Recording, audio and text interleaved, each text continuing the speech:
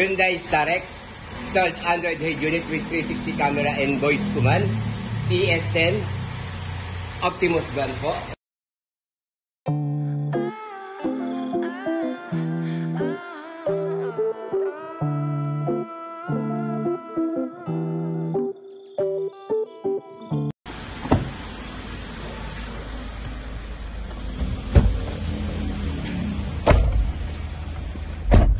GB RAM, 64 GB ROM, Android head unit with 360 camera, 10 inches po siya, 2K resolution, Optimus po yung ating brand. So yan po yung head unit, ito yung mga application niya po. Yan. Meron tayong YouTube, Waze, Spotify, Google Maps, and meron din tayong Google Assistant and AI voice command. Yan. Meron po siyang steering wheel, ito. Working. Yung mode sa steering wheel, naka-dedicate po kay 360. Once na pinindot mo, lalabas po si 360. Yan. Exit lang po tayo. 360 natin, meron siyang auto trigger within 20 kph po pababa kapag ka nag-signal light ka. Left signal. Right signal.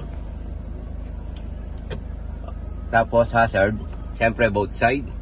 Priority po natin dito yung reverse. Ayan. Pagka nag-reverse ka. So, good.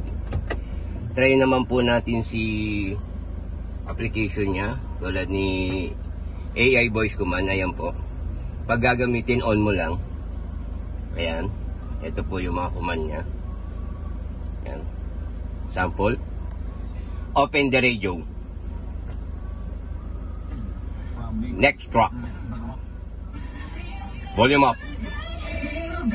Screen off. Screen on. Open YouTube. So, yan po yung ibang voice command. Pag hindi naman natin gamitin, off lang po natin. Meron din tayong Google Assistant. Andito po sa steering wheel niya, press mo lang. I want to go SM Molino. So, siya po yung kukuha ng route through Google Map kasi Google Assistant po siya. Pwede mo rin gamitin sa ibang application tulad ni Spotify, YouTube. Try po natin. Play Gigi Dilana on YouTube. So, siya yung kukuha ng singer through YouTube. Okay?